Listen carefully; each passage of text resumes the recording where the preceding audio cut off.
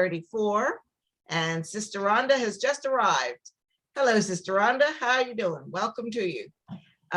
So what I would like to do is, knowing that people will join us, I'm sure as time goes on, we should just go ahead and welcome everyone to the town hall. This is another in a series of our ABSW HAWK COVID-19 initiative town halls.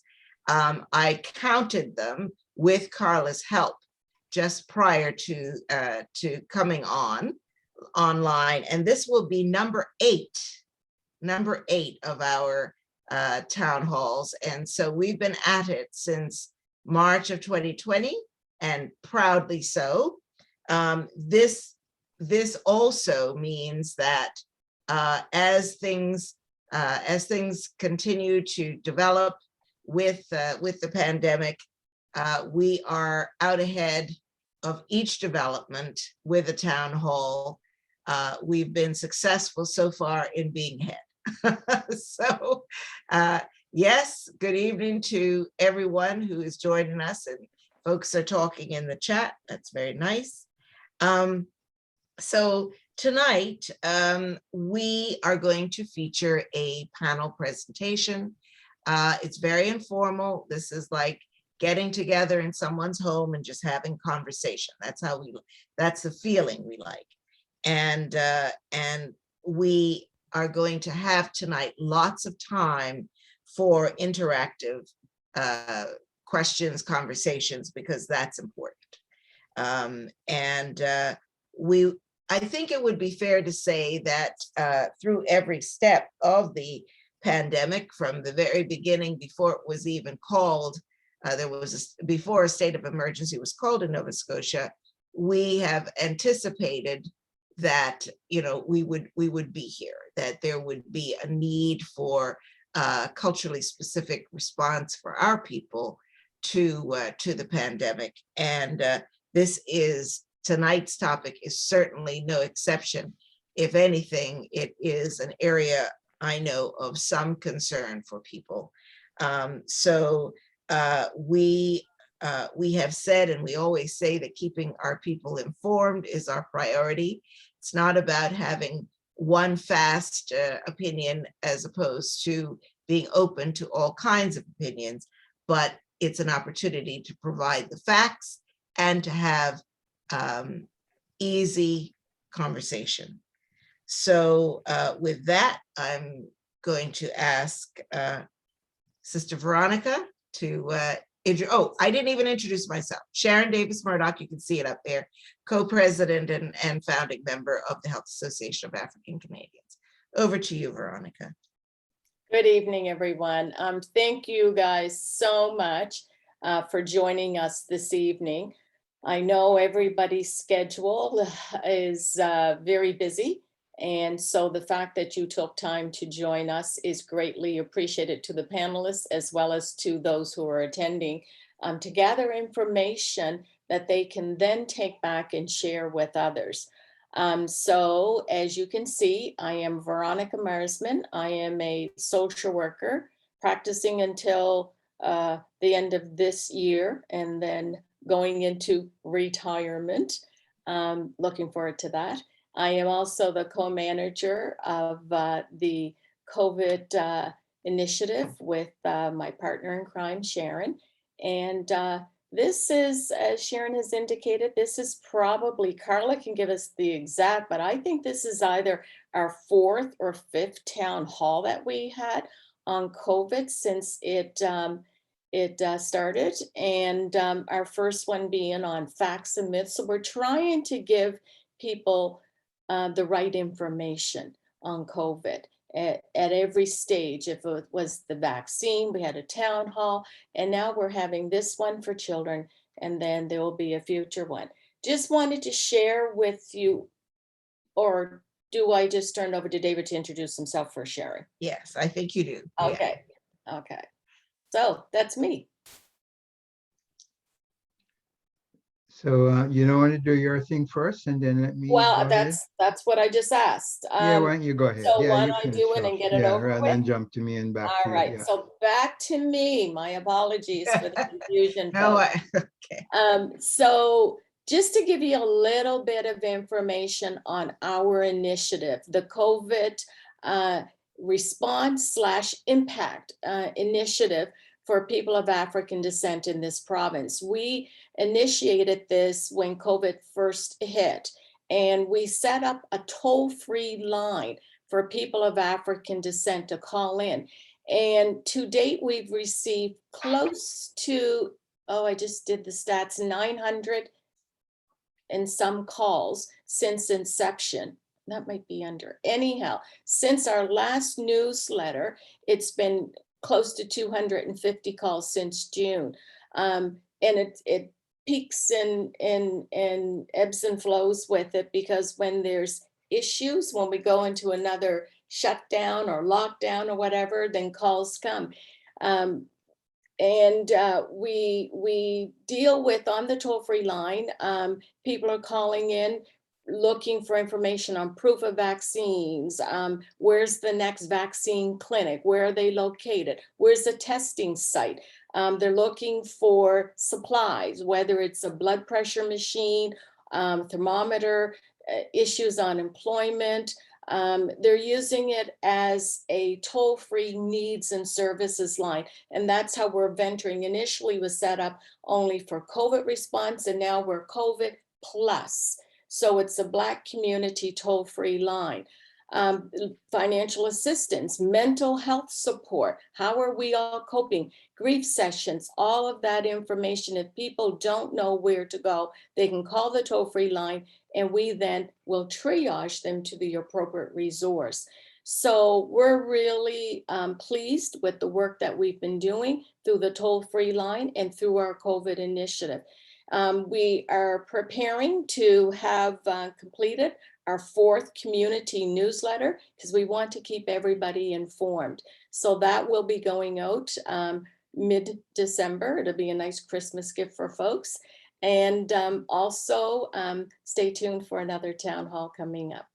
So I think that's a quick summary of our COVID initiative.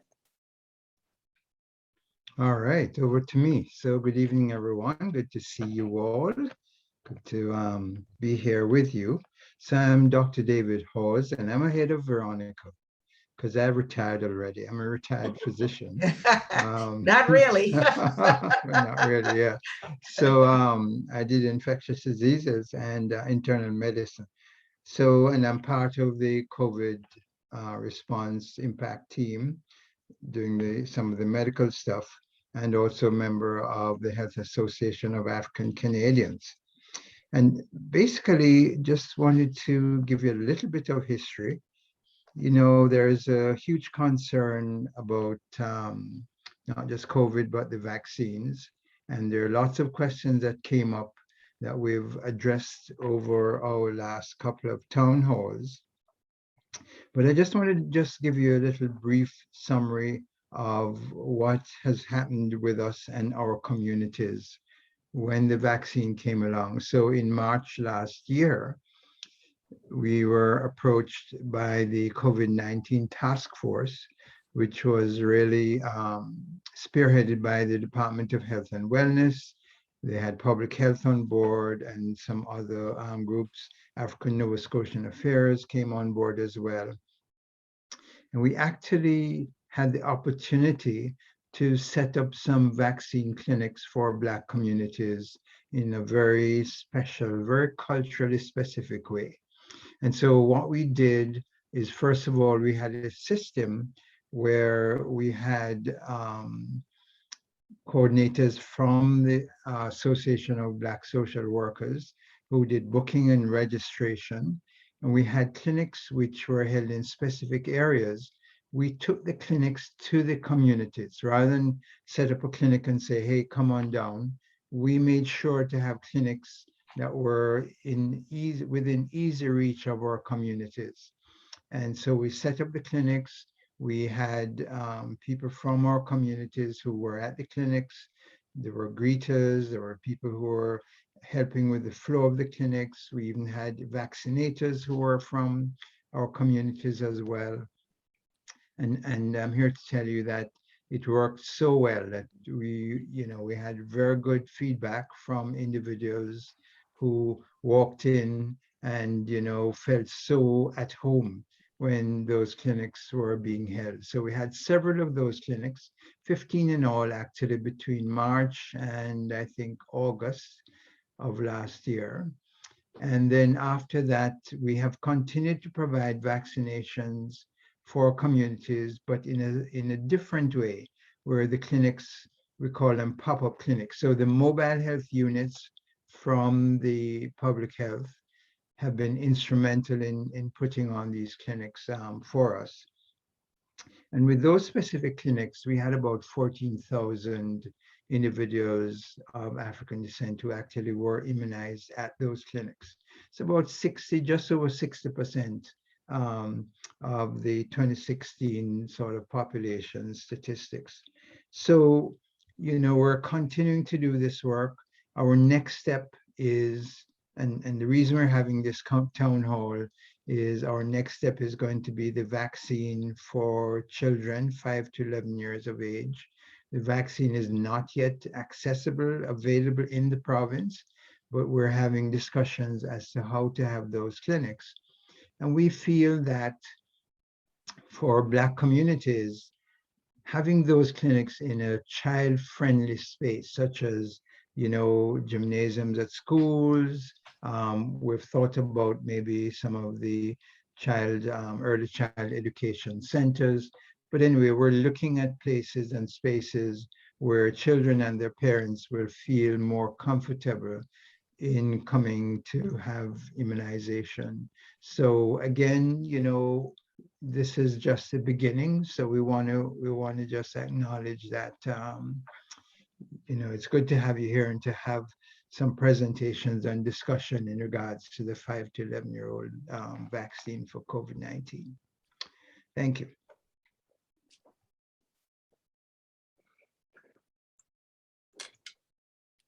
All right, I guess I continue, don't I? Yes. You Looking do. at my That would be script here. right, Dr. David. That I'm would be looking right. at my script here. Okay, so we have four panelists with us Yes. this evening. I'm sorry.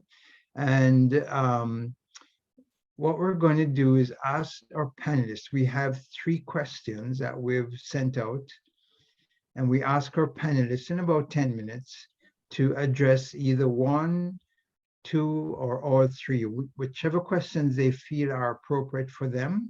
Even if it's only 1, that's fine. And we're going to ask you to introduce yourself and then do your presentation. And we're going to go in order with Dr. Allen first, then with Dr. Sommers. And then we'll go from there to Ms. Fraser and Ms. Johnson finally. And then after that, we'll go into Q&A. So Upton, if you don't mind going ahead. And thank you, David. I'm Upton Allen. I'm a professor of pediatrics in the Division of Infectious Diseases at Sick Kids at University of Toronto. And I never say no when David asks. So, that's important. Never say no to David. But it's really great to be here. I thought what I could do, David, is just use a few slides to just answer some of the questions that have been posted. And I'm going to try to see if I could share my slides. And if you could let me know if you're seeing them in Yep, it's there. slide. Are you seeing them in slide mode? yes, Yep. they were now. Presentation mode. Yeah. Wonderful. So with a focus on the COVID-19 vaccination for young children, 5 to 11 years of age, as we try to prepare for vaccinating these children, I think it's important for us to be able to articulate what are the benefits versus the risks. And I thought I'll just go through those. It's clear that benefits outweigh risks, but there are risks, and we'll talk about them. On the benefit side, the thicker wider square that you see there, is the impact on individual illness, such as acute COVID, multisystem inflammatory syndrome in children, long COVID, and then the impact on disease transmission. And then on the other side of the equation, in terms of risk, would be myocarditis, pericarditis. With respect to the potential impact of vaccines, we recognize that as we move into the respiratory virus season like now, we're going to see SARS-CoV-2 behave like just any other respiratory virus, and we're going to see more cases, and they're going to be among 5 to 11-year-old kids. And we'll see more cases of acute COVID. We'll see more cases of the multisystem inflammatory syndrome in children, and potentially long-term sequelae such as long COVID. Now, we know that kids get overwhelmingly, when they get COVID, they get mild illness, but some do have severe outcomes, particularly those with risk factors. And we know that the multisystem inflammatory syndrome can be quite devastating. Long-term sequelae are still being well defined, not as adequately defined, but they're still being defined. And to that end, we know that kids do get this particular entity less than adults, but we also need to recognize that signal detection in young children might be less precise than in adults. Like, for example, adults get brain fog. How do you ask a 3-year-old if they're having brain fog? So these are things that we just need to be aware of. If you look at potential impact on disease transmission, children can serve as important reservoirs. Asymptomatic kids can shed for a couple of weeks, and kids could be potential sources of infections in the school setting, in the community setting, and in home. And so vaccines will contribute to reducing the overall risk of transmission from children.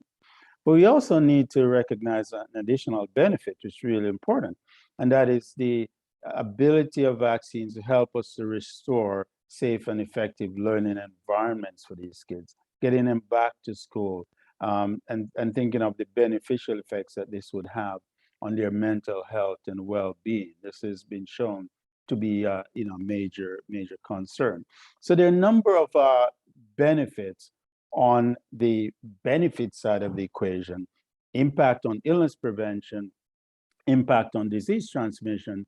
As leaders, we should be able to articulate this to the communities. But we also need to recognize that there are risks, and people are asking questions about the risks. And so if I may just take us through a few slides to begin with, what are the data that are accompanying the recent approval by Health Canada of the Pfizer vaccine for kids 5 to 11. Bottom line is that a lower dose, 10 microgram, was studied, and this was shown to be equivalent to a higher dose being used in young adults in terms of the ability to develop neutralizing antibody titers. So 10 microgram worked for the kids, so that's good. And the other point is that when they looked at the vaccine efficacy, comparing active vaccine versus placebo, the vaccine was 91% effective, with about 1,300 people in the vaccine arm and just over 660 in the placebo arm. So about 91% effective. With respect to the question of, well, who are the people in these studies, and were racialized folks and Black folks included, Black or African American, about 6%. It's a little bit lower than the 10% or so for the adult trial, but it was, the companies are making an effort to include more diversity in the clinical trial so that more generalizability could be made. Safety has been looked at, just over 3,000 individuals, and no real bad signals have been detected to date, but monitoring continues. Now, I'm going to fly through this, but essentially what this is showing is that when you compare the 10 microgram dose, where the cursor is, to higher doses, like 30 microgram dose, the lower dose in kids was associated with less arm redness, swelling, pain, not as much, but a little bit less after dose 1 as well as dose 2. And if you look at systemic side effects, the lower dose was also associated with less fatigue and headache compared with the higher doses. So essentially, in summary, then the evidence was suggesting that 10 micrograms worked for kids and was associated with less local and systemic toxicity, the so-called reactogenicity. So that's really good. But then there was some, fly in the ointment. And what was that? And that is the myocarditis issue, which was discovered prior to the 5 to 11-year-olds vaccine studies. And basically, it was shown that myocarditis, pericarditis tended to be higher following the second dose of the mRNA vaccine rather than after the first dose. In Ontario, when we looked at this, and we seem to have had higher rates than elsewhere, when we looked at this, we actually found that the rate of myocarditis, pericarditis was higher after the Moderna compared with the Pfizer. And there was the assumption that this was possibly dose related. And with that, then, the use of the lower dose of 10 micrograms compared with the 30 micrograms in the older individuals was seen to be a key step. But also, there are data that showed that the older individuals tended to get myocarditis, pericarditis more frequently than the younger teens. So, for example, individuals in the age group 6 to 19 would have higher rates than individuals 12 to 15.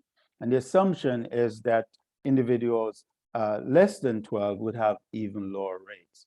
And so I think overall now we can say that it's reasonable to predict that post-vaccine myocarditis rates are likely to be very low in the folks under 12 for two reasons. One, the expected lower rates of myocarditis that are related to age in that age band, and also the use of the lower dose of the mRNA vaccine. Dr. Upton, might I just ask, for those of us who aren't terribly familiar with those terms, could you sort of give us a layman's definition of pericarditis and myocarditis, just so that we? Yes, thank you so much. And so myocarditis is, you've heard a lot about it in the news. It basically, what it really is inflammation of the heart muscle, and the pericarditis is inflammation of the sac that the heart muscle sits in. So the pericardium, then the tissue around the heart, and when that's inflamed, it's called pericarditis. And myocarditis, when that happens, it's the muscle of the heart. And that can affect the ability of the heart to function well. But the important point is that the cases of myocarditis and pericarditis that have occurred have, for the most part, overwhelmingly been very mild. And so I think it's important and to note that if you look at an individual who is 16 to 19, they're more likely to get these two entities compared with individuals 12 to 15. And it's expected that individuals less than 12 would be even less likely to get it. It's going to be a low signal. It appears that the likelihood of these entities seems to be connected with hormones. So male hormones are more likely to be associated in experimental studies with this particular entity outside of the setting of vaccination. and it seems to mirror what happens with the vaccines. And so pre-pubertal individuals would be expected to have a very, very low rate of these entities. So I'll end with one additional point, and that is the showing the difference between the adult COVID vaccine and the pediatric vaccine. They have different colors, so that it minimizes the chances of mistakes. So the kids, their vaccines must come out of an orange capped vial. The formulations are different. There are other things about them that are different, but I just want to highlight one thing, and that is the kids' vaccines should come out of an orange top vial, whereas the adults, it's out of a purple top vial. So with that, David, I'm happy to stop, and then as we go on, I'm happy to take questions or to have discussions about some of the things that you mentioned, including creating a child-friendly environment to vaccinate the kids. And I can share with you some of our experience in Ontario so far. Thank you. Okay. Thank you very much, Upton. So we're going to move along. Essentially, we will have the opportunity for questions and answers. And Upton, we would love to hear about your experiences from Ontario. You can put questions in the chat. We'll keep looking at those. Or when we get to the Q&A section, you can raise a hand and we can talk. So we're going to go straight ahead. So Ryan, I'm going to give you the space to do your presentation, please, and thank you. Great. Thanks, David. My family doc and a public health physician in Nova Scotia. I'm the medical officer of health for the Northern Zone in Nova Scotia Health, which is the Colchester, East Hants, Pictou County, and Cumberland counties. And usually I'm in that area doing my generalist public health work and some primary care now and then. But since COVID, all the medical officers of health are working together to address all these issues at a larger provincial level. To participate in a no-brainer to David. Many colleagues and I have of his teaching over the years, so he's an excellent teacher and is very well liked, and still is a great doctor. So happy to help out any way I can. Dr. Allen did a great job summarizing a lot of the science around the effectiveness and the safety of the vaccines. And I think the big thing that big message I would get across: safe vaccines. In Canada, we have a very extensive approval process on how we determine if a vaccine will be allowed to be used in their country. So there's a couple steps. There's Health Canada first gets like an application from a vaccine company saying we want to bring this to market. Health Canada will review their data, determine if it's safe and effective, and then it next goes over to the National Advisory Committee Immunization, which is a group of mainly volunteer experts in public health, infectious disease, epidemiology, pediatrics, internal medicine, and they provide an unbiased review of the data and explain how should those vaccines be used in our country. And so that was recently Health Canada and NACI released their findings just a couple days ago. So it was great timing with this presentation. And I think that the important thing is that they have very, very high standards when they review these new products. They want to ensure that they're very safe. Whenever we put someone or individual to prevent any future illness, and we want to make sure it doesn't have any complications. So we also have a very extensive safety and monitoring system as well. So in our province, if a healthcare patient and they suspect that they may have had a reaction to a vaccine, it's the law for that healthcare provider to report that to the government here in Nova Scotia, and then we share that with the federal government to help monitor for any issues with vaccines. I mean, the big thing for the effectiveness around vaccines, that they're probably the best way for kids 5 and above to prevent them from getting COVID. And the important thing is that also this means protecting their family and the larger community. So we know that the vaccine at the individual level works very well, as Dr. Allen has shown. But we also know that the virus is changing. So there's these different versions of the virus now called variants. And the most common variant right and what we're finding with this particular variant is that it's a bit more transmissible in kids compared to the first time we saw the virus, almost 2 years ago now. Back in wave 1, we saw that kids were not really getting sick with it. With COVID, we had families where the parents got COVID, the kids didn't get it, or we had a couple of families where the kids got COVID. They were very, very mild symptoms or no symptoms at all, and they didn't really spread it. And so some of the theories in this and a way is, in our upper airways, along with tissue in there, there's these little receptors the virus likes to attach to. And kids don't seem to be well developed in having those receptors, so the virus can't hook on. However, with the variants now, they're actually changing and they have mutations now that are making them more sticky. So they can get more sticky and they stick up in the nose a bit better. And so we're seeing kids transmit it more in their household compared to the first wave.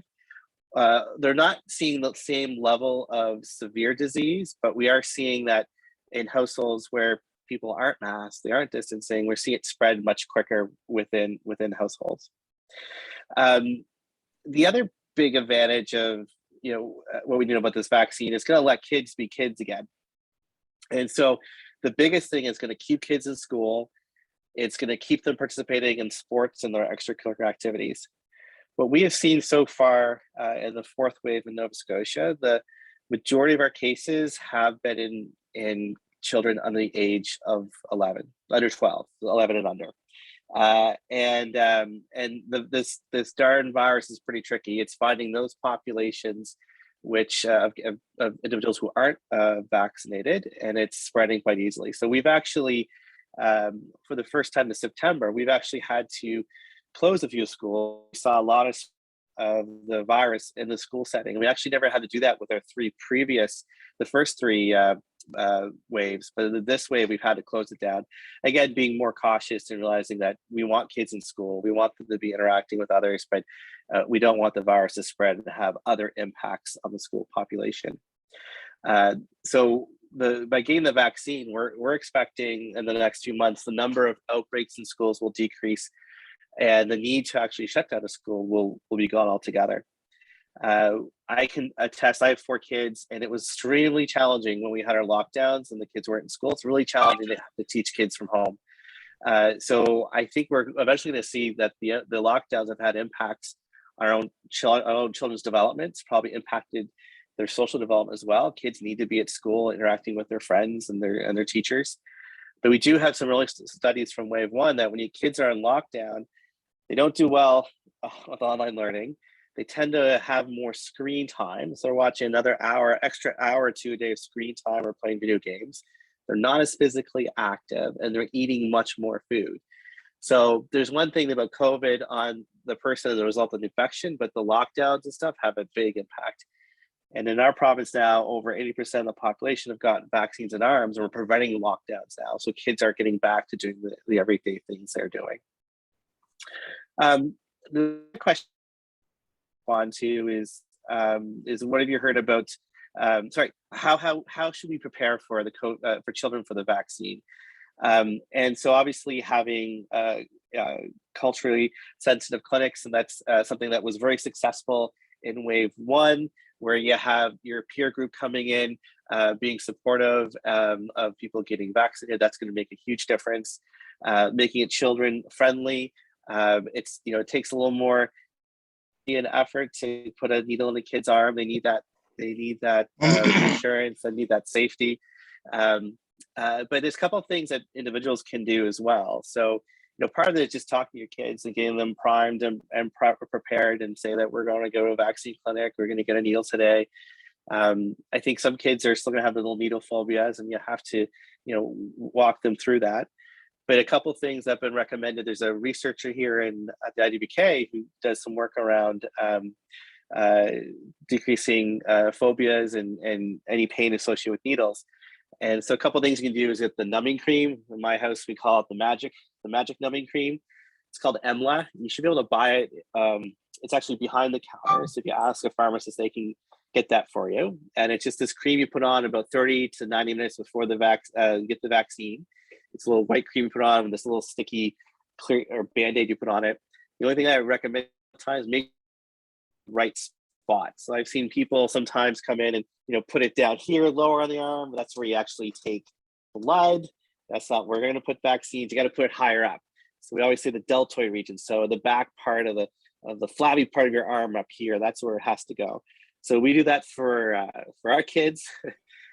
Distractions are great, whether it's a favorite toy or watching a video on a phone or a tablet, that can help. Relaxation techniques can help as well. So using some controlled slow breathing makes a difference. Telling people to sit upright makes a difference as well. I think someone's, thank you. So those little steps can actually make it really beneficial to make the experience really something that the kids are not going to get too worried about. So it's the exact same process like a flu shot, same type of needle. It's a very small needle. It goes right into the muscle. It's not at an angle. Sometimes some needles go on an angle. They can be a little more sore. But the big thing to tell people that the most common side effects are going to be soreness at the site, a little bit of redness, might feel achy for a day or two. Some people will have a fever. But the vast majority of individuals who've gotten their vaccines, adults and kids from the studies, they do very well. The one thing we do find is at the second dose, sometimes the side effects are a little more pronounced, a little extra tired, sore. But again, most people do extremely well with the vaccine. And finally, the last thing I'll say about the vaccine is that side effects do occur. Some are expected; they are known. But we do know that there are more problems getting COVID than actually the side effects from the vaccine. So again, the benefits of getting the vaccine outweigh the risks, like what Dr. Allen has alluded to in his presentation. So it's like things like myocarditis and pericarditis, those inflammation back around the heart, they're actually worse in people. Like you'll see more of that in people who get COVID, actually those who get as a vaccine side effect. So so it's always put in perspective comparing side effects of the vaccine versus what happens if you actually get COVID. So but I'll leave it at that, and I will continue on with other panelists. So thank you again for having me this evening. Great, Ryan. Thank you so much for that. We're going to move right along. Trina, you're up next, please, and thank you. Hello, everyone. My name's Trina Fraser. I'm the Executive Director of the East Preston Daycare and Family Resource Center. It's an honor to be on here tonight. And after listening to all the doctors speak, you've answered a lot of my questions that I had for myself. A lot of the parents today knew that I was coming on tonight, and a couple of them called me and they were really asking and voicing some of their concerns. And they gave me a couple questions to ask, but I think that's something I can ask as we get into the question period. One of the biggest things that I'm hearing, and first maybe let me start by saying that even in the beginning of the first vaccination for the adults, there were many adults who were kind of leery about getting it, but since they learned more about the vaccination and the pros versus the cons, they've stepped forward and have since had the vaccination. So I've spoken to a few of them and said, like, think about how you felt when that first happened versus how they have even more concerns because these are their children. They don't want to expose them to something that they don't have much information about. But I'm thinking that even if this presentation was shared with them Dr. Upton, you showed the charts and the statistics so they can put value to it to know that there have been what Dr. David had said in regards to setting up different clinics within the community. I've witnessed very, very important to do that, to have child-friendly sites. And even as much as I say that, then I think, okay, we could open up the daycare and say, oh, here's a site, you're welcome to come in. And then I'm thinking, okay, do I want to do that for the children who may be petrified and then they'll never want to come to the East Preston daycare again? But having that security within community, allowing them to even see some of their teachers, some of the folks that they see in the after school programs. I'm scattered. I'm just trying to answer all three questions in one. But I think the most important thing is getting the information out to the parents. And Veronica, the ABSW did an awesome job through the pandemic in providing culturally sensitive information, posters, videos, you name it. And I think that's something that the children need to see. I'm even thinking, okay, what types of books do we have at the center that we could share? Although we're a child care center for children ages 3 months to 10 years, we do have 22 5 to 10-year-olds that attend our center. And it's been those parents who have approached me many times. I've been very open with them in regards to saying we need to listen to the professionals, given the ins and outs. But again, I think it's maybe something that I could put on our website after tonight. But I think once more information is provided to those parents, it will help sway them in the right direction. We do have quite a few parents, children within our center that have never been vaccinated. So that's another question that's being posed. Is this going to be mandatory? And what do those parents do who have never given their child a vaccination? I come at it with a respect approach, but I think by providing more and more information to those families would be very beneficial. And again, like I said, there were many families who have approached in the last little bit to say, I realized that by me getting vaccinated, I'm protecting my grandparents, I'm protecting my children. So I think as we move forward and that information can get out there, people will come forward. That's all I'm going to say. Thank you for this opportunity, and I will have questions. Thank you very much, Trina. later. Well said, and we'll be coming to you for some of your great ideas as well as we move forward. So, Teresa, I'm going to ask you to do your presentation, and then we'll go into some Q&A. Please and thank you. Perfect. Thank you. Good evening, everybody. So I'm Teresa, and I am from Windsor, Nova Scotia, just to get that out of the way for everyone this evening. I refer to myself as a daughter, a sister, a friend, an auntie, and a social worker, both by profession and heart. I happen to be the current professional practice leader at IWK Health for social work. I have a clinical practice in the NICU and in private practice. In the private practice world, focusing on infant mental health, circle of security parenting, and family relationships, and have professionally been learning from children and families since 1995. So long time now.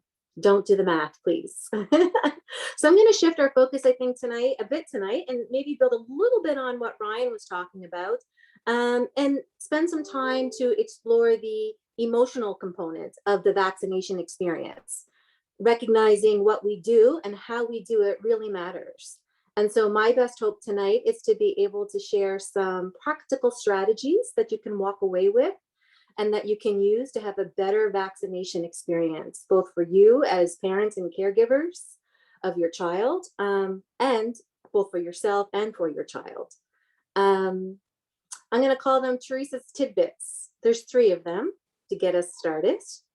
But before I jump into them, I think I should probably say I feel like they are based on the assumption that you are your child's favorite person. And it's the relationship and the connection between you and them that offers comfort, shared delight, joy, help, protection, and maybe even support to help them organize what they're feeling and to make sense of everything that they are feeling.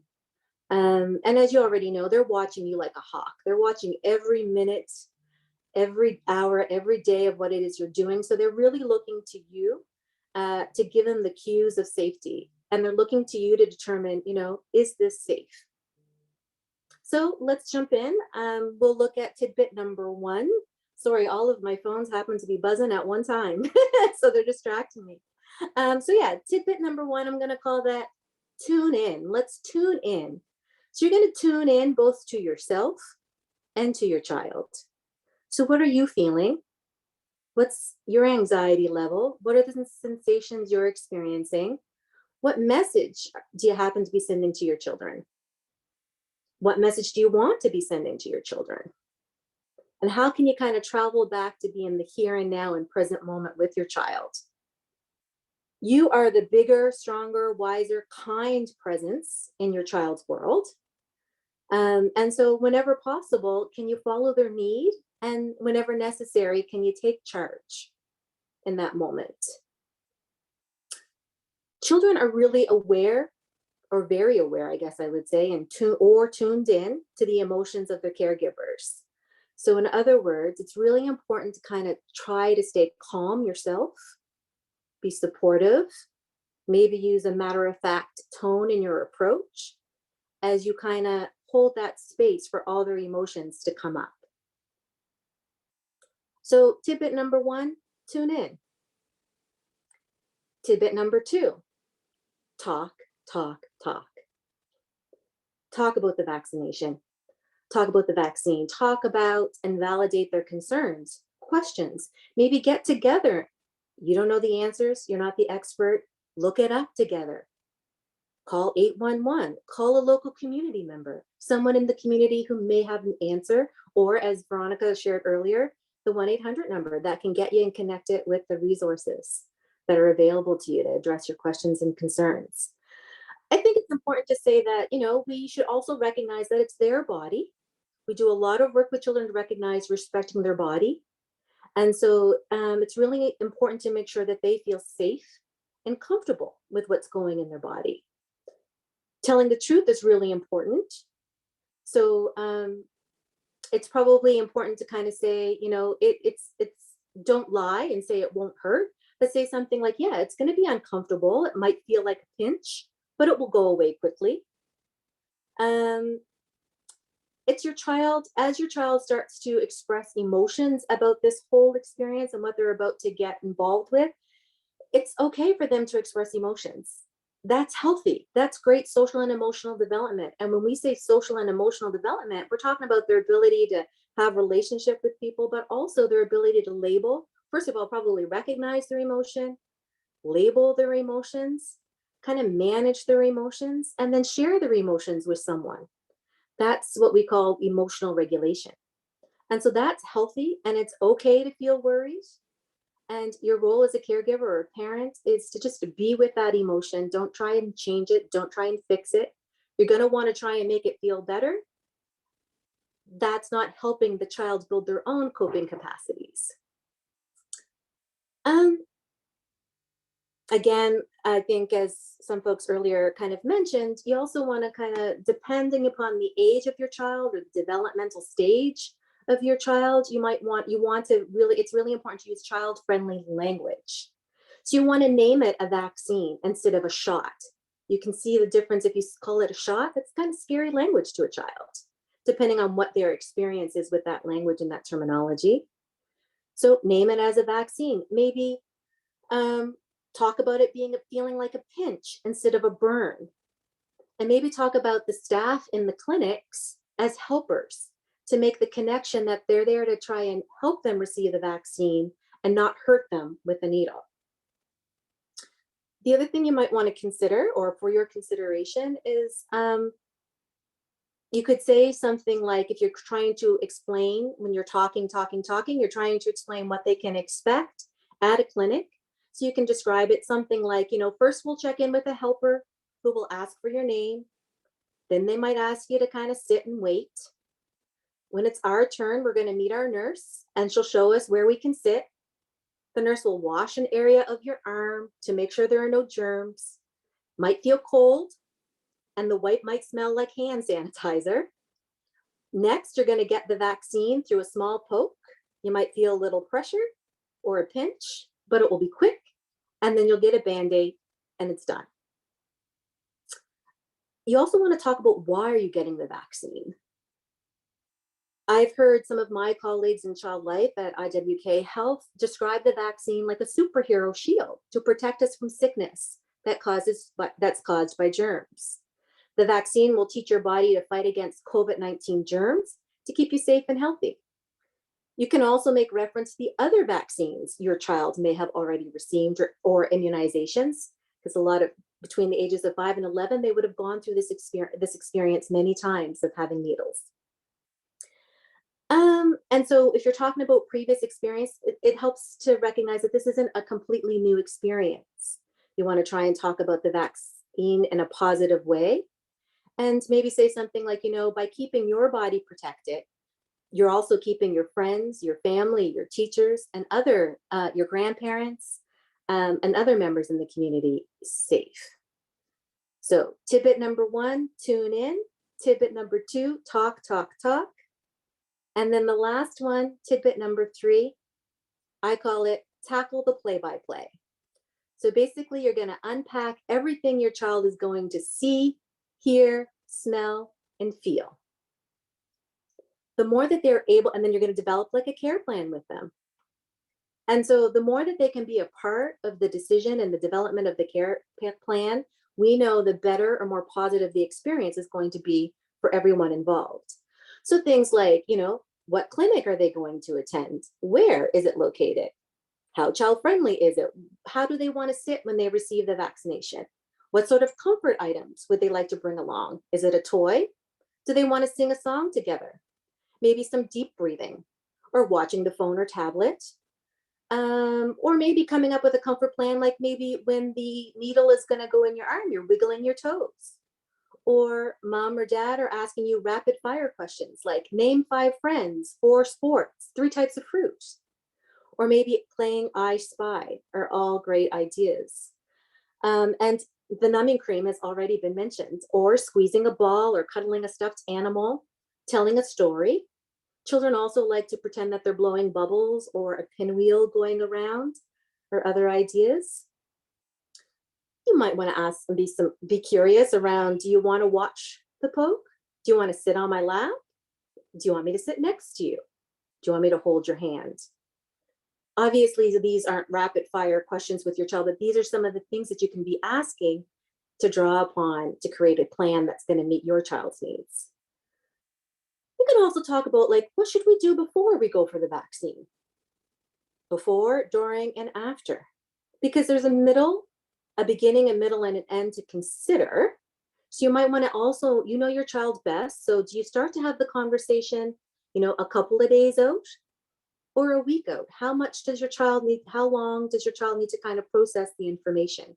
You're the best people to kind of make that determination. And then you want to titrate the information that you're giving your child, meeting their needs. I guess I would also say that your best position, as I mentioned earlier, to kind of help them organize their feelings around everything. And then as you start to think of younger children, you want to think about play being their language. So maybe you want to practice it. So play it out with the younger children. So use a stuffed animal. Ask what would make the stuffed animal feel better.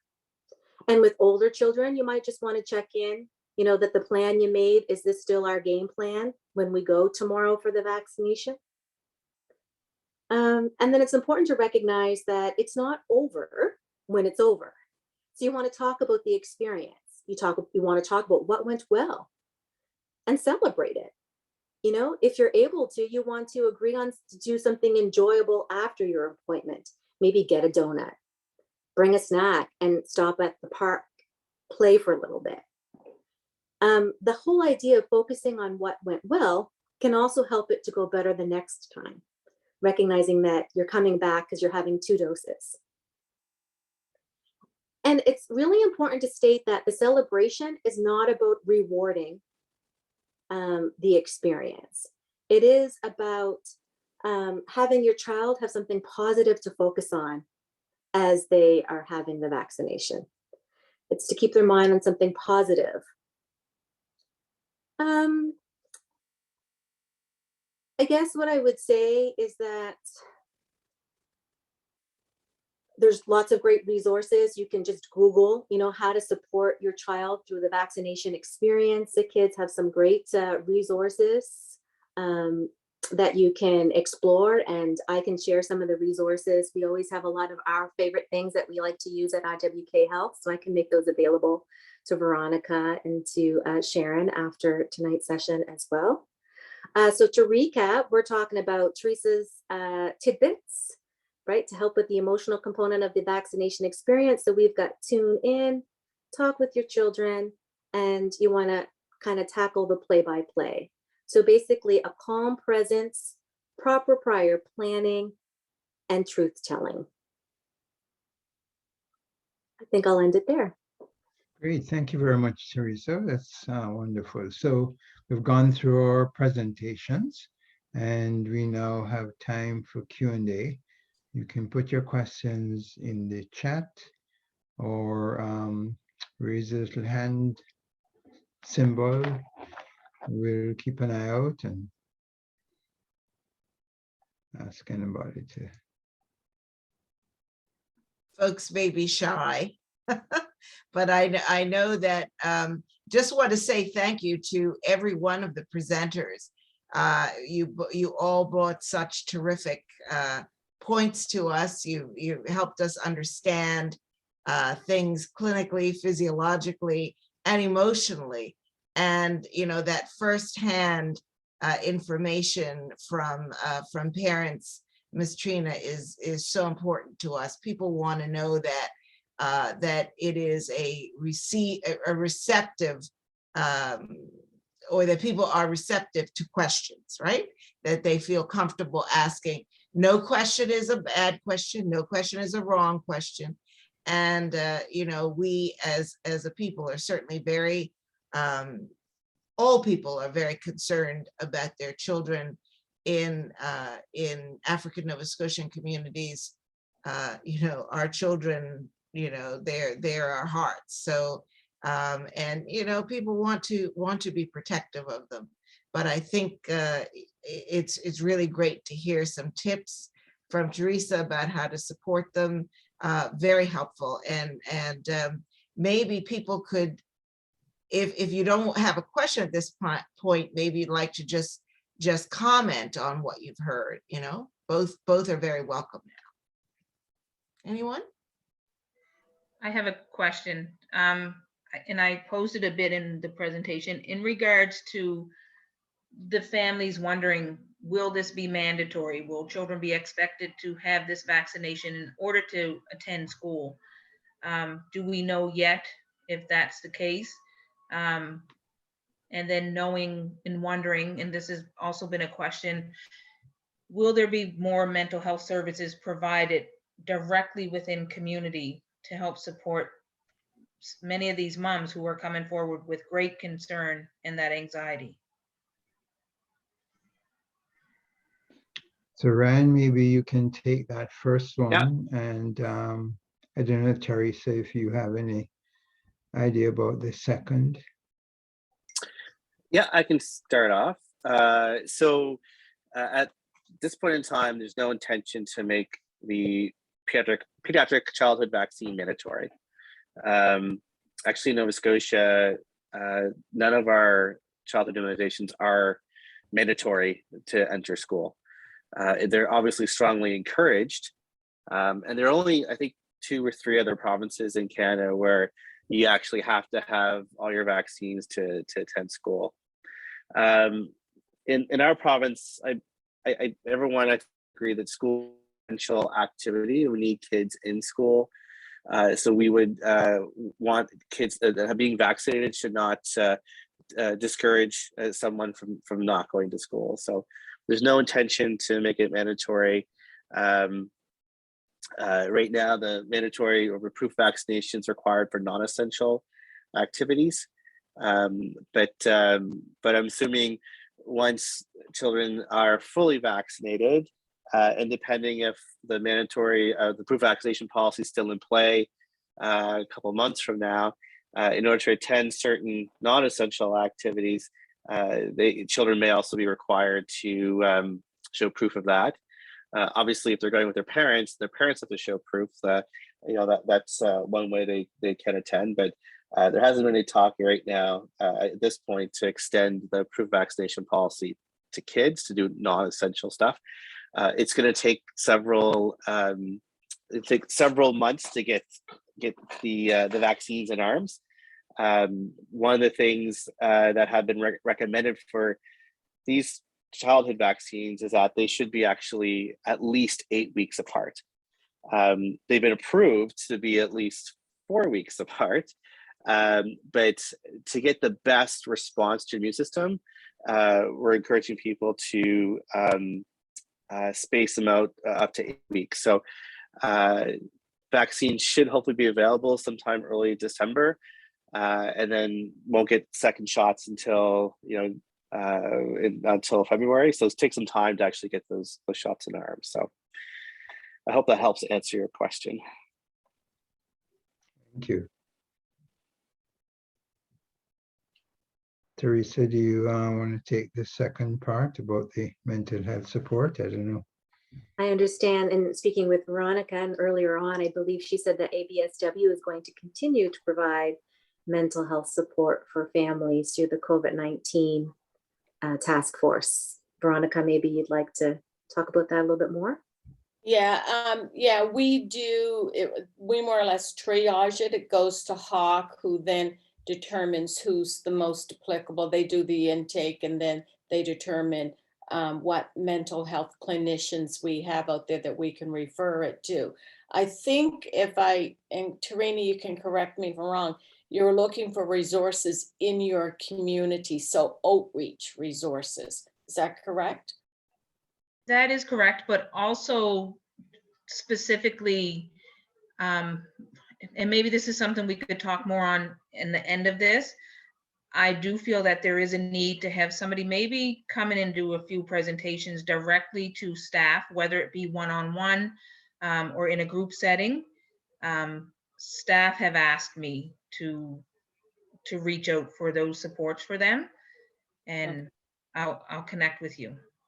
Okay, and there are a couple of social workers and clinicians around. So maybe, we can talk about who we can utilize. And Teresa, I don't know if you guys do outreach at all at the IWK, but maybe we could chat about how we can be of assistance to the communities. Sounds great. Sure. Yeah. I see Sherry. Dr. David Sherry has her hand up. Yes, I see Sherry is. Sherry, go ahead, please.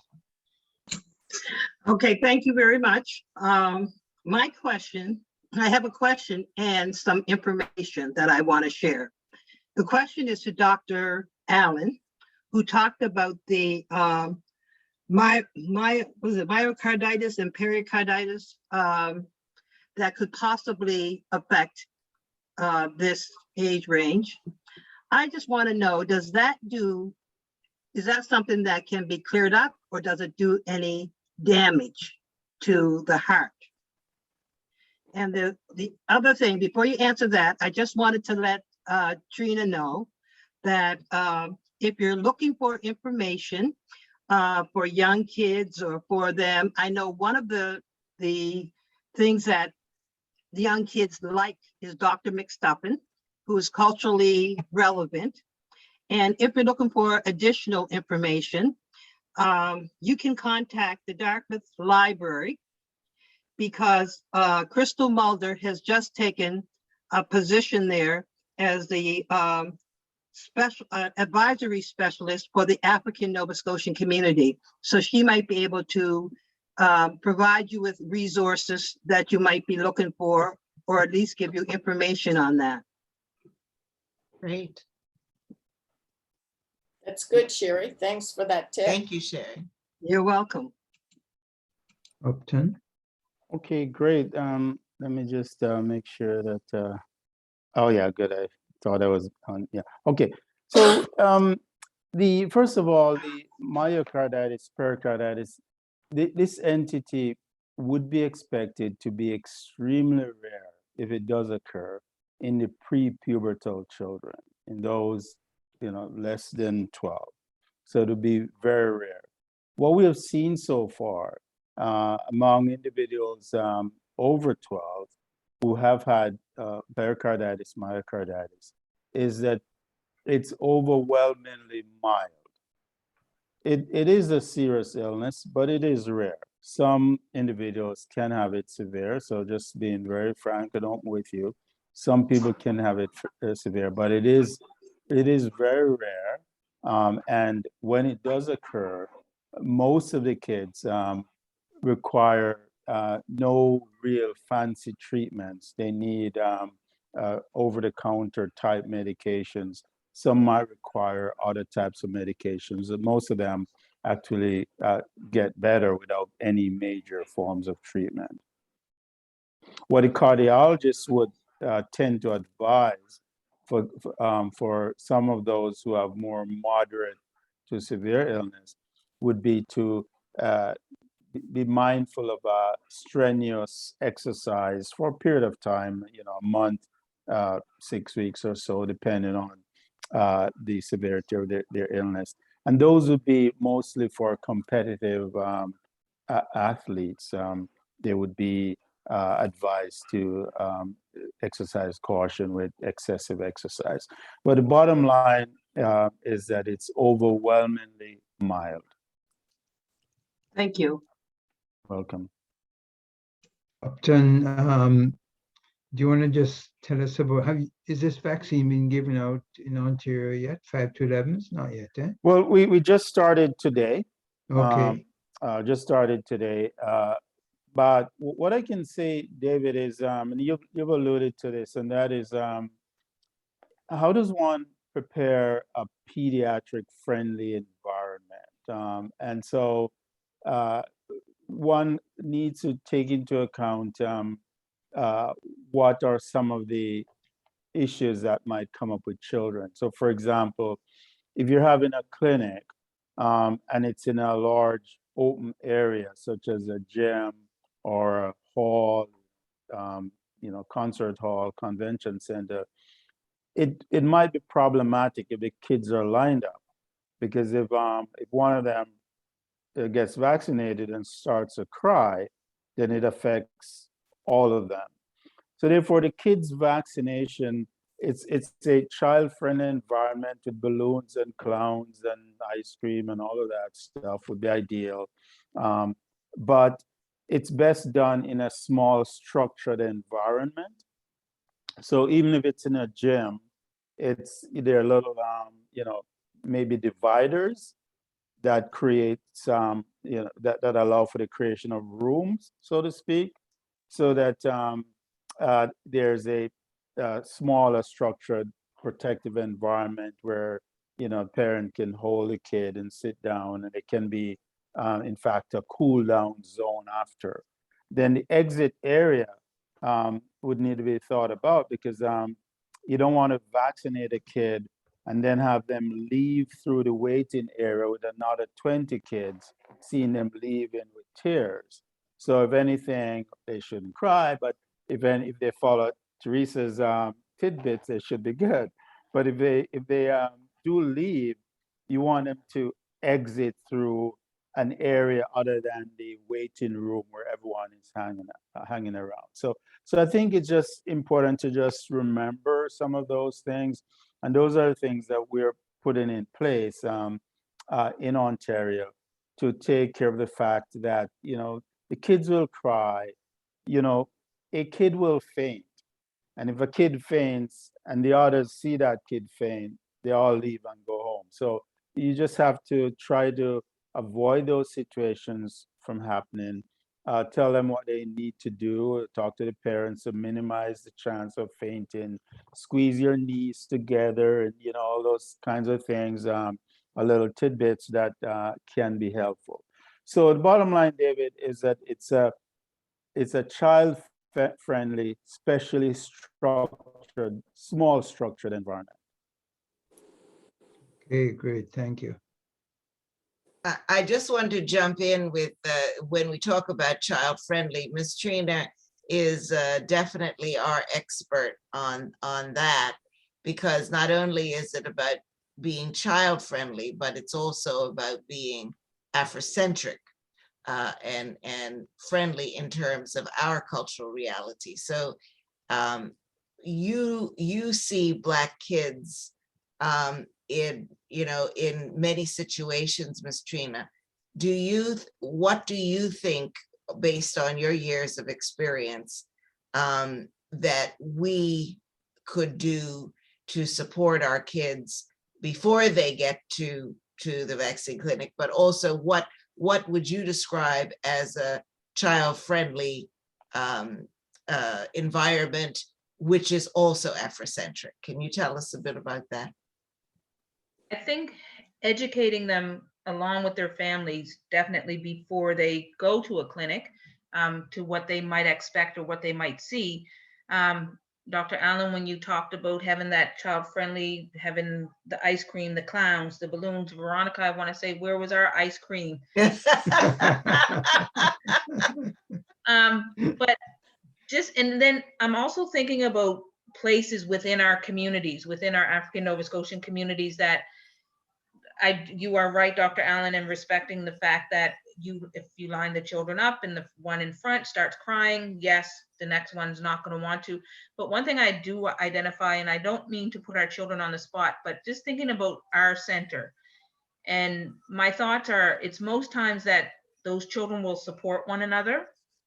Those children look up to one another in the sense of knowing that if my friend Johnny gets his vaccination, I'm going to get mine too. So even looking at like peer supports, and looking at, I'm thinking of our center, knowing that we could set things up that would allow them to go in one-on-one, taking a family member in with them and not having that nervousness, or setting up appointments within communities.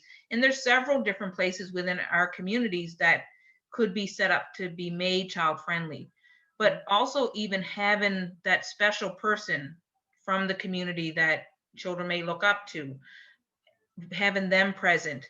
But again, I think the main focus would be making sure that the families are educated and aware this is what to expect.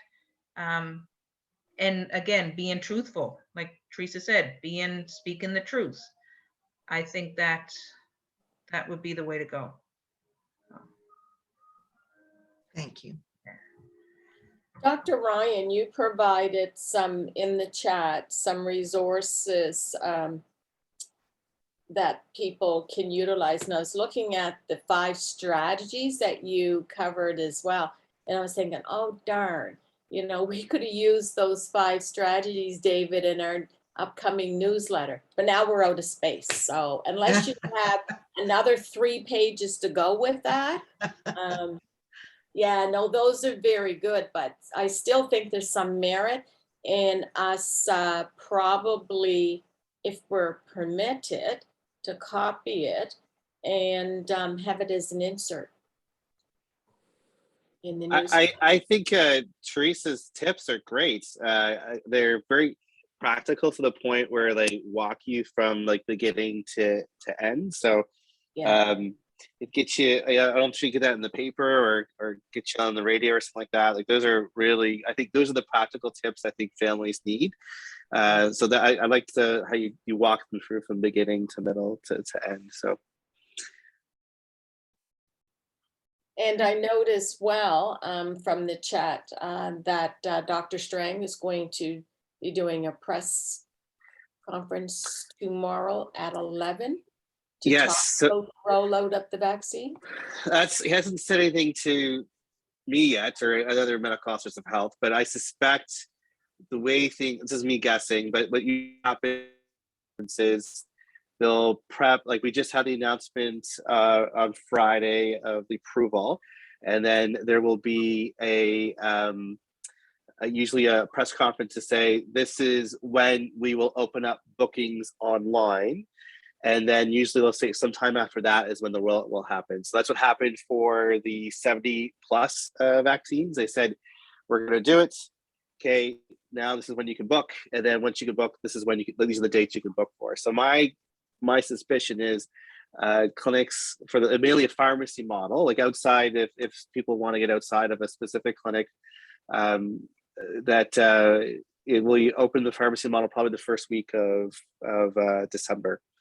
There are about 68,000 kids in that cohort, which actually, it seems like a lot, but during the peak of our vaccine rollout, in 1 week we vaccinated like over 100,000 people in just like a 7-day time period. So it should be a relatively quick, like air quotes quick turnaround time, but it's gonna be about 8 weeks in between first and second shot. So tomorrow, and we'll get probably more details around the nitty-gritties of the rollout. Great, thank you. Sherry, before we turn over to Dr. Allen, I see Sherry has a couple of great comments in there as well in terms of kid-friendly environment. So similar to at our clinics where we have videos and showing on the screen at the churches, we could have some cartoons available or something for the kids at the clinic. So, and some music. That's a good idea, Sherry. All right, Dr. Allen. Thank you so much. I can share with you some of our experiences with the clinics for teens. And one of them, for example, one type was health, so often connected with various diaspora groups. So one was the Jamaican Canadian Association in Toronto, as an example. And essentially, it was a family event, and there was music, and there was food, and there was ice cream and everything. And parents got vaccinated, and the teens also got vaccinated. And so again, that's just one model where you could make it a family event, because there are still some parents who are still somewhat hesitant. And so if it's possible to have clinics that provide the opportunity for there to be two streams, don't mix up the doses. The purple and the orange are different, but are two different streams, then that might be good, i.e. a family affair.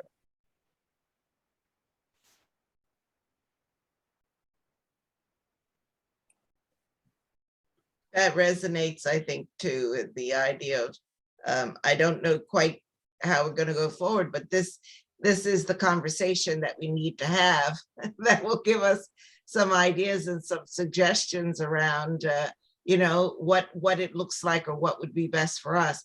I like Brother Archie talked about having some of our children read from their work, and I think feeling empowered in that situation.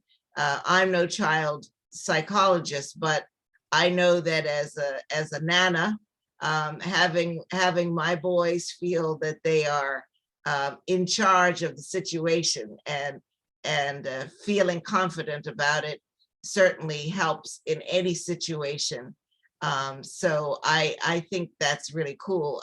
I can imagine little contests of different things as well, as part of a kind of a strategy, what happened when I had mine, in the US, of course. I can't believe I'm saying this. I can't believe it's true, but there was controversy with Big Bird.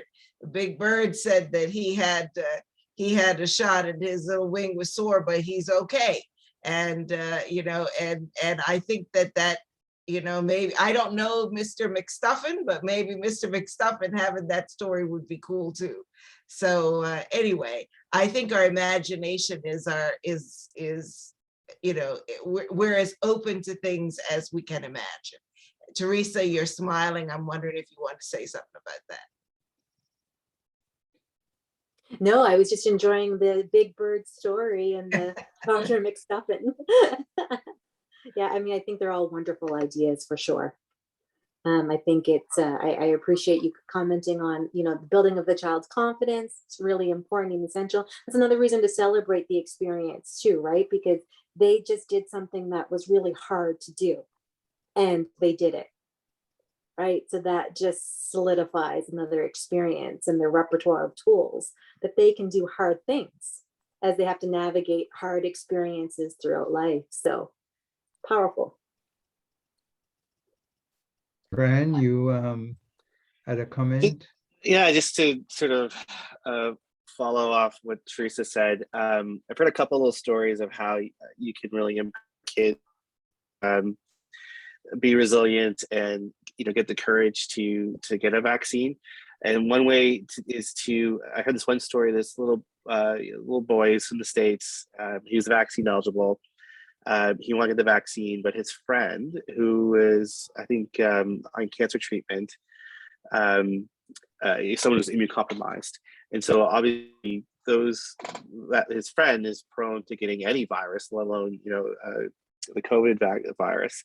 And so he wrote down his friend's name on a sticky note to take it with him, and remember, like, I'm doing this for my best friend. I'm trying to protect him as well. So I've heard other people actually taking pictures along of family, and like kids are very altruistic. They want to do what's right for their family, and so taking those little keepsakes along will help them, remind them why they're doing it as well. So I'm not sure there's any scientific evidence that works, but it's another way, depending on the child, what motivates them, or what be an incentive up for them to get vaccinated is another thing to think about. Great, thank you. Dr. Allen had Yeah. a point to make or a question. Yes, I wanted to make a comment that relates to messaging around prioritization of certain groups of individuals because of the burden of COVID among those groups. And obviously it varies across the provinces. So areas like Ontario and Quebec, racialized groups have been most significantly disproportionately affected. And so with the rolling out of the adult vaccines, one would prioritize certain neighborhoods. But we think that for children, that would be the wrong message. And we don't want for there to be any misinterpretation of intent. So rather than talking about prioritization, we're talking about ensuring that everyone is on level ground and nobody's left behind, so that groups that are in lower socioeconomic zones get the supports that they need to get to be on level ground. Because what you don't want is for them to feel that they're being prioritized, and that that's one way of people seeing what happens to them first before others get vaccinated. So it's just the messaging, so that there's no misinterpretation of intent. Vaccine will be available for everyone, level ground, and nobody being left behind.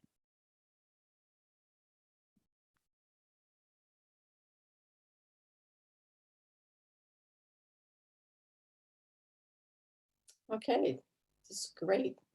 Does anyone have any additional questions or comments? Just one quick thing, and this is a little thing that some people might not have picked up on, but the National Advisory Committee has recommended that there should be 2 weeks between a flu shot and a COVID shot. So that's one thing to be aware of, that it is the time of season for people to get flu shots, but when they're planning and ready for that, if they've gotten a flu shot, they should wait 2 weeks afterwards to get their COVID shot. That's important for us to note as we prepare to write the script for our booster shots. So yeah, we'll make note of that for the script. That I'll have to double check for that one though. I think like for adults, they said that it could be co-administered at the same time. But I'll double check and get back to you guys. I'll message okay. Yeah, you're talking about the children. Adults. Just for the children. Okay. Yeah, Where you at? children. Yeah, just the for adults, children, I it's think, 2 weeks. Yeah, I think you're right. I think the adults can get them together. Yeah, One in one arm, one in the other arm. yeah, exactly. For the kids, the truth is that the feeling that from the science point of view, they could get them together. The issue is that you don't want to confuse what's causing what in terms of side effects. So because of that, NACI felt, listen, out of an abundance of caution, let's separate them.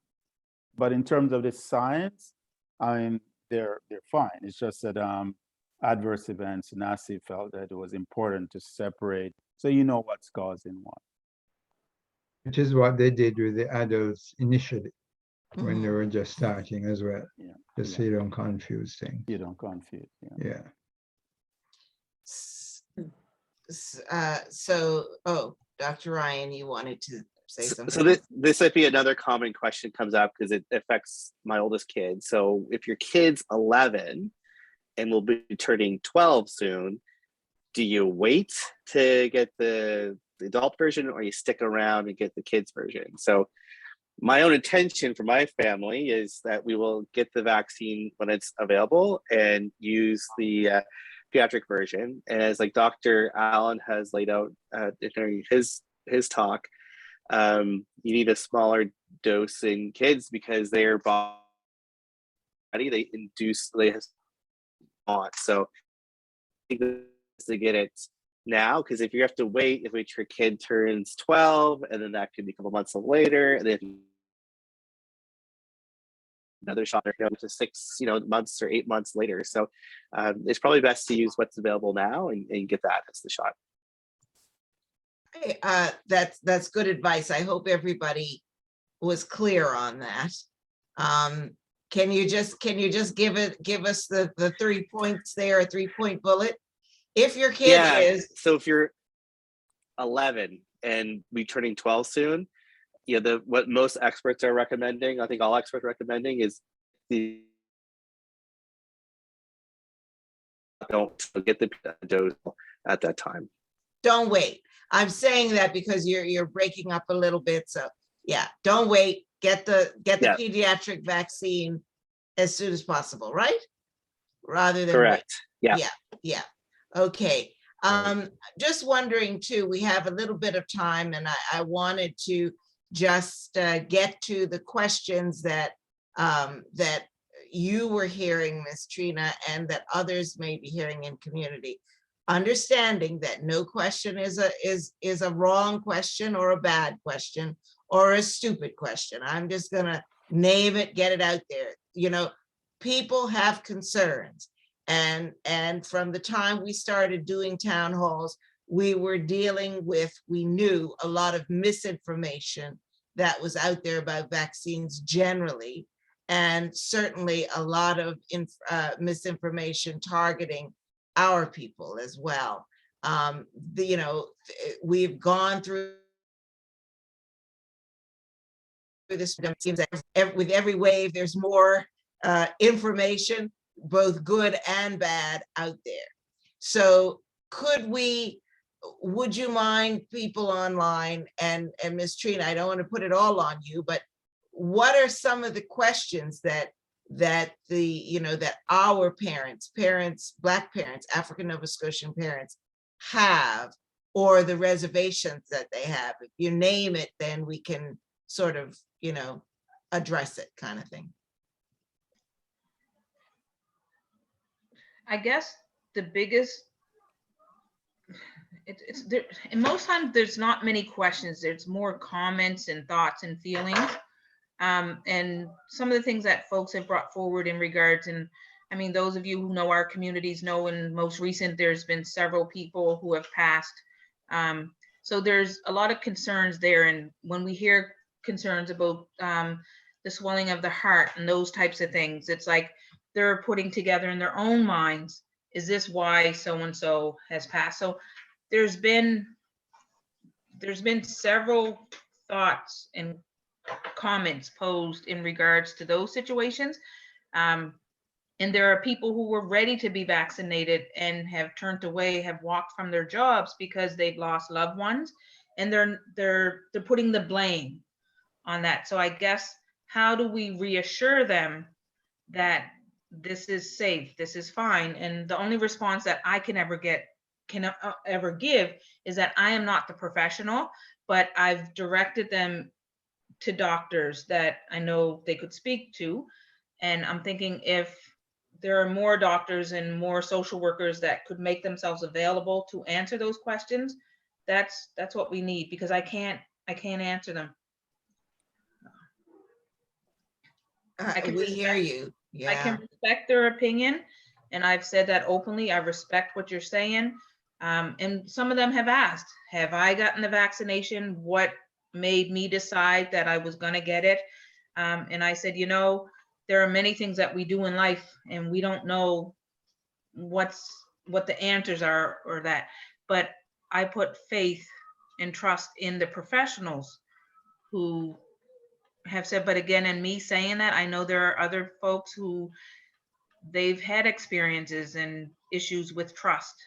So I respect their choices. Mhm. Dr. David, we always, or put it this way, in past town halls, we've talked about that very thing, mistrust for our people with the health system, and I can understand too that when you have a community or communities, because I always say that we're not just one, we're very diverse, that there would be concerns about, sorry about the phone, there would be concerns about, how we are treated, or how if we're disproportionately affected, and some of our people unfortunately have passed away as a result of COVID, then they connect that to the vaccine. So that kind of confusion is problematic. Dr. David, could you sort of take us back to the beginning when you talked about mistrust and why it's understandable, but then also what are the messages about protecting ourselves and being strong as communities? Well, just sort of put this in context. I mean, when someone comes forward, well, first of all, Trina, if you have individuals that approach you and need more information, ask them to call the COVID, the toll-free line. We don't have huge numbers of resources, but we can help. And if needed, we can reach out to, community groups and have those kind of discussions. But I think it is very, we have to acknowledge that there are reasons why people of African descent have mistrust of this vaccine. And it's not just a historical thing. People look back and talk about, yes, slavery and all the things that happened coming forward, experimentation, medical racism, all those things. But there are things going on even today, and we don't have time to talk about all of them, that, do not kind of generate that trust of the medical system. And so you bring a vaccine now that you're saying is needed, and this COVID thing is here, and it's been developed so quickly, and all these things, and then all the things on social media about is it gene therapy, is it this, is it that? So there is good reason for many people to have that mistrust.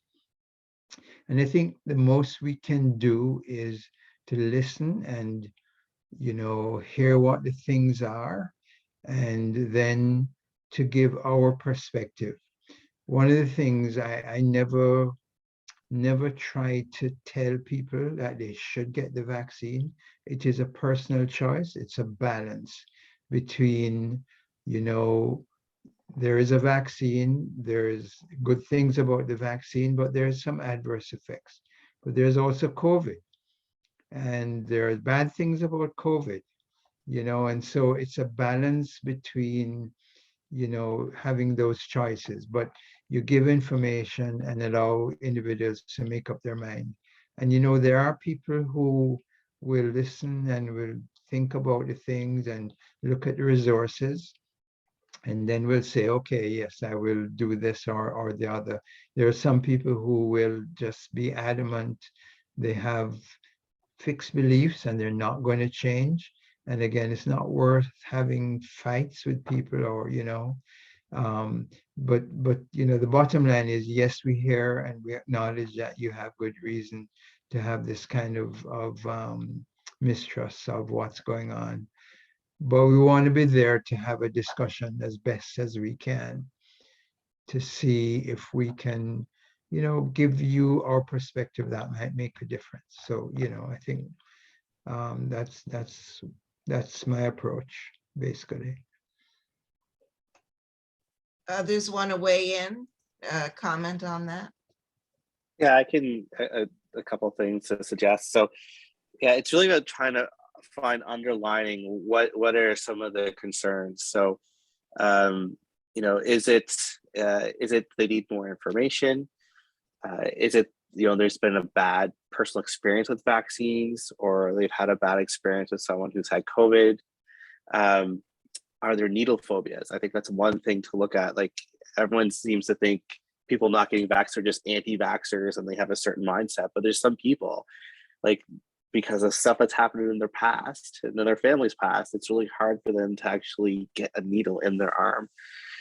One of the greatest pieces of advice I got through my family medicine training is, when you're talking to someone about their medical issue, there's all the specific questions doctors, nurses, and others will ask to understand what's going on with someone's disease. But the biggest thing that we taught us in family medicine is to do your FIFE questions. So your feelings, ideas, function, and expectation. And with individuals helps, like, try to unpeel and figure out what's below this. Is there something underneath this that's really driving their concern and anxiety? And I think the other really powerful thing, and this is what you guys are doing with town halls like this and all the supportive work you're doing around COVID and now beyond, non-COVID stuff, is having a peer-led process. So it really helps when people from your community, people you know and who you trust, if they're championing vaccines, that's going to have a more profound, powerful effect than sometimes the media campaigns, social media campaigns. If people's own peer groups and social groups are getting vaccine, that will be much more powerful in providing more information. And I've seen this in everything, like whether it comes to breastfeeding support, talking to kids about the dangers of drugs and smoking and vaping. And it's one thing for professionals, we can come in and say and provide information, but it's actually more powerful. We can really arm the people around them with information and support as well, and tell those stories that it's going to be more effective, even additionally effective, to get the vaccines in arms. Thank you. I see that Carla's mentioned about bad experiences with the whole health system and need for the system to demonstrate that they care about our people, because in fact, we have a history that shows abuses of us collectively, and certainly many individual experiences as well. So I think it would be a balance, wouldn't you say, Dr.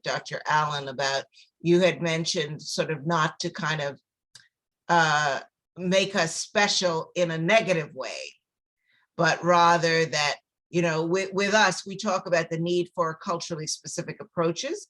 That is the initiative's kind of way of doing business, because we want to make the clinics accessible. We want to respond culturally to our needs, to make them inviting, and also to have people feel trust when they come. So there's that piece, but there's also the piece that, we don't want to be pathologized or we don't want to be made out to be, a sick people. So it's I don't know if I'm expressing that very well, but I think it's like trying to find the right balance of that. Yeah. Yeah, no, I do agree. I think that that we want to ensure that people get the supports to enable them not to be left behind. I think that's really important. And to David's point, I really, David and I are on exactly the same page, is that we just want to make sure that when people make decisions, they are not making those decisions based on wrong information. We just want to ensure that they have the right information. Now, when they have the right information, if they decide that they don't want to be vaccinated, that's another issue. Just want to ensure that they have correct information. And to that end, how might we assist people? What we're trying to work on doing a better job in Ontario is to point out the sources of accurate information. And we're saying to people at this stage, listen, you know, as bad as it sounds, you know, forget the internet, forget WhatsApp. Go to your local hospital, your school, your family doctor, public health unit, and just identify a number of narrow pathways that people can get access to information. Community leaders who can be trusted, I think are, you know, part of that group of information providers. But the key is to get people to redefine what they mean by "I did my research." In other words, yeah, some of them have access to the deep internet, and it's really bad. I had a colleague who actually David knows this person whose you know, housekeeper said she's not getting vaccinated. And neither will any of her kids, because she did her research. And our colleague said, well, where did you get this information? She said, WhatsApp. And that's, so my colleague joked and said, oh, you mean the University of WhatsApp? And he meant it as a joke, but the point is that people do get their education from that. And unfortunately it can be a problem. So we're trying to redefine that to say, okay, no, go to your public health units, the schools, the hospitals, your doctor's office, your, you know, whoever you look up to. And then we just need to ensure that those places have the appropriately culturally sensitive information available. Fair enough. Thank you. So I think I want to give Dr. David, I'm sure you'd agree, and Veronica, we want to give people a chance to comment, a kind of a last chance to have a word. I see some of our friends who have been with us through the whole session, but we haven't heard from them. So there's the invitation if you want to sort of give us a parting comment. Sister Lana has her hand up. We're listening. Well, thank you very much. I'm sorry I'm getting on late. I just have a quick question, and you may have already answered this. My daughter is 11 and a half. So with the upcoming vaccine, like my husband had a question is, does she get the adult dose at 11 and a half? Because she's carrying on to 12, or should we wait until she's 12, or should we get the vaccine for those that are 5 to 11? That's kind of, we're in this little precarious developmental stage. Well, Dr. Ryan has an answer for you. We did discuss that, Lana. It did come up. So. I'm in the exact same boat. I have someone who's turning 12 in my household in March, and what I've seen reading through advice from other experts and some of the pediatricians and infectious disease experts and public health docs is really take advantage of the vaccine that's in front of you right now. The vaccine dose is a third of the amount as the adult dose, but what Dr. Allen showed us at the start of the talk was the kids have these great robust immune systems, and they don't need as much of the vaccine to actually trigger or turn on their immune system.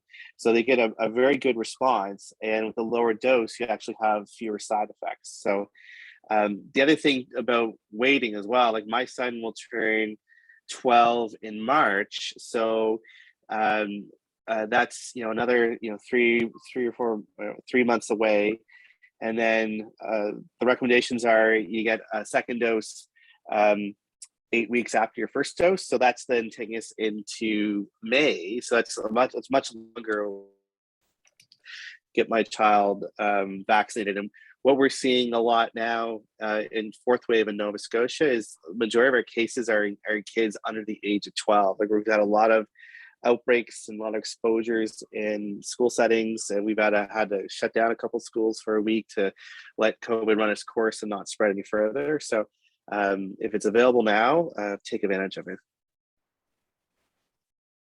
Great, thank you, Dr. Sommers. So, all right, any of our friends online have anything they would like to say? I'll give you a second, and then I'm just going to ask our panelists to kind of give us a word of advice or a word of closing if we don't hear from our friends online. Anyone? I do, before they do, Sharon, I do have a point of clarification. At the beginning, I had mentioned a particular number for toll-free of calls that have come into our toll-free line. I've done a quick calculation, and we've had over 2,000 calls that have come in since the initiation of the toll-free line. We've had, in the last report, it was 900 and some. So, and since June, 250. So over 2,000 calls to our toll-free line. So all right. Yeah. We are answering some questions out there. Okay, that's terrific. All right, so you got an applause all around there. We're doing good work. Okay, so I'm going to then ask our panelists, just whatever's in your heart, what's on your mind, a sort of parting shot for our people as we leave, because as I will say at the end, this is recorded and will be available to people. So there are many people probably who weren't able to be here tonight who will be watching this. So everything you've said is valuable and will be appreciated in the future. So over to you. No particular person first. I guess I can speak. Just what's on my heart right now is, Sharon, like you said earlier, those little beings, those little souls are our heart outside of our bodies. It's going to require us to be courageous and brave as we move forward. So I just extend that invitation that, your feelings are real. And yeah, be courageous, be brave, reach out, connect with someone. Definitely talk about what works for your family, and you're the only person that can make the decision for you and your family. So anything I can do to be helpful, definitely don't hesitate to reach out. You've been fantastic tonight. Thank you so much, Teresa. Ms. Trina. I'm just going to echo and say I value how we've, as communities, have come together and have supported. I value how many of our young folks within our communities have stood strong and firm to get information out there to everyone. And I think just together in whatever community we come from, continuing to support one another, being positive, respecting one's decisions, and just going through this together. Yeah. Thank you so much. Thank you so much. Wonderful. Doctors? Dr. Ryan? Oh, okay, sure, I'll go ahead. Well, thanks for inviting me to participate. I enjoy these town halls. I get to interact with people. Like I spend a lot of my days trying to contain COVID. So it's nice to actually talk to real people. And I actually learn a lot of these sessions too. I learn a lot about what communities are doing and what are the challenges. Thank you for inviting me.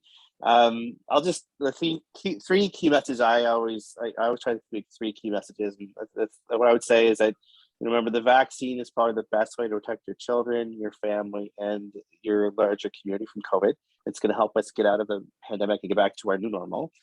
It's safe and effective, and we talked about a lot in the presentation. And then finally, the vaccine is going to let kids be kids again. So we'll keep them in school. We'll get them back doing their sports, extracurricular activities, and again, hopefully getting back to normal. So, and the last thing is, I really like Teresa's tips. So I mean, follow those as well. Like they're really practical, walking someone through. Like you should definitely get those published or marketed or trademark or something. So like those are very, very useful for families. Yeah. Terrific. Thank you so much. And yours were as well. And I know that people will be really, really informed, feel informed upon looking at that, at this in the future, and for those who have joined us this evening. And to last but not least, our esteemed Dr. Allen, what would you like to leave us with? Oh, thank you so much.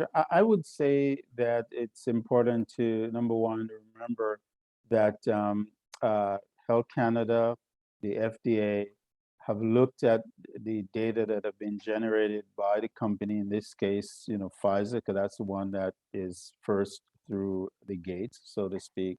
And the benefits outweigh risks, significantly outweigh risks. That's number one. Number two is that one acknowledges that there are risks, but for this age group, it is expected that the vaccines, in terms of the risks that people have talked about, namely the inflammation of the heart issue, that's expected to be very much rarer than the older age groups, for whom it was already very rare. So if it's going to happen for this younger age group, it'll be a very, very weak signal. And if it does occur, kids generally tend to have it mild. I guess the third thing I want to mention is that, and Dr. Sommers alluded to this earlier, when Health Canada looks at evaluating these vaccines and makes approvals, it doesn't stop there. Monitoring continues. But it's also very important to recognize that the side effects that are usually associated with vaccines are not ones that surface in the years to come. They tend to happen within days, within weeks, within a couple of months, not a year from now, 5 years from now, 10 years from now. And I think it's important for the public to remember that as well. Well, thank you so much. And thank you to all of you who have joined us this evening. It's been really important. We've taken our time, and I think we've really, covered the waterfront in terms of questions and concerns and hearing many perspectives. It's been great.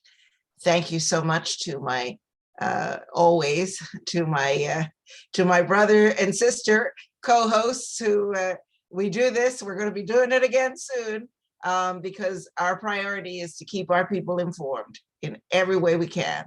So this is really great.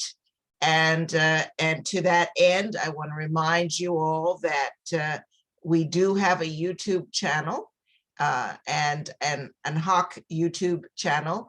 And this will be available. It won't be available tomorrow, but it'll be available fairly soon so that you can direct people to it, so that if they've missed this, and Ms. Trina, I know you had a number of parents who you wanted to join and hear, so direct them to it and let them be able to listen to it on their own, in their own time. Those of you who wanted to ask questions might have been shy or weren't in the mind frame to do so, and you want to write them in to Hawk. We always make every effort to answer your questions and to get back to you. That toll-free line is there, as Ms. Veronica has said, always available for you. So thank you all, panelists and participants. Means so much that you've been with us this evening, and we wish you health and blessed night. Thank you all. Bye, folks. Night, everyone. Thank you. Good Bye-bye. night, and thank you, Bye. everybody. Bye.